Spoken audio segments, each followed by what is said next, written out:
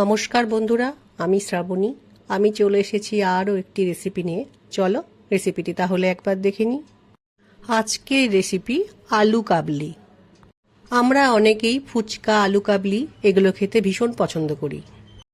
আলু কাবলি বানাতে যে উপকরণগুলো লাগে সেগুলো আমাদের প্রত্যেক বাড়িতেই থাকে, সেই জন্য খুব তাড়াতাড়ি চট করে বাড়িতেও আলু কাবলি বানিয়ে নেওয়া যায়।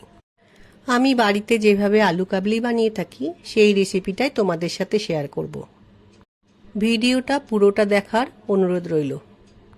প্রথমে আলুগুলোকে একটু বড় টুকরো করে কেটে সেদ্ধ করে নিয়েছি। এখন সেদ্ধ করে নেওয়া আলুগুলোকে ছোট ছোট টুকরো করে কেটে নিয়েছি। এই সেদ্ধ করে নেওয়া আলু দিয়েই আজকে আলু কাবলি বানাবো। মটরগুলোকে ভালো করে ভিজিয়ে নিয়ে সেদ্ধ করে নিয়েছি। ছোলা নিয়েছি, ভিজিয়ে রাখা ছোলা। আর নিয়েছি ধনেপাতা কুচি, লঙ্কা কুচি, টমেটোকে ছোট ছোট টুকরো করে কেটে নিয়েছি, হাফ পাতিলেবু নিয়েছি।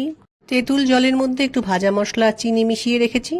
এখন আমি আলু কাবলি বানানোর জন্য আলুর মধ্যে ভিজিয়ে রাখা ছোলা দিয়ে দিলাম।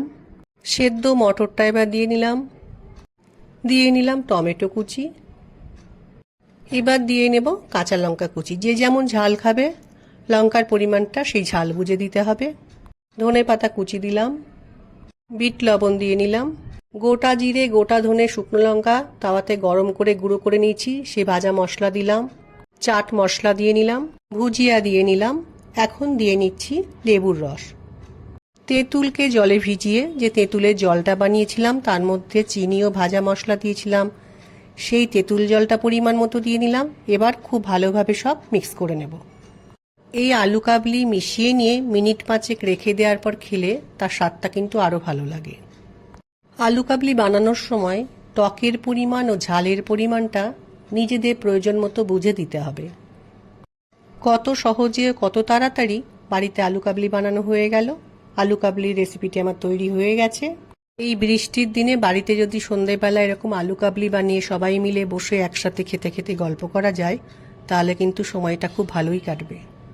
আশা করি আজকের এই আলু কাবলি রেসিপিটা খুব ভালো লাগবে। যারা বাড়িতে বানাওনি তারা এইভাবে বানিয়ে দেখো, তাদেরও খেয়ে খুব পছন্দ হবে। আমার আজকের রেসিপি ভালো লাগলে লাইক, শেয়ার ও সাবস্ক্রাইব করো। ভিডিওটি দেখার জন্য ধন্যবাদ। ভিডিওটি আজ এখানেই শেষ করছি। ফিরে আসছি আরও একটি রেসিপি নিয়ে।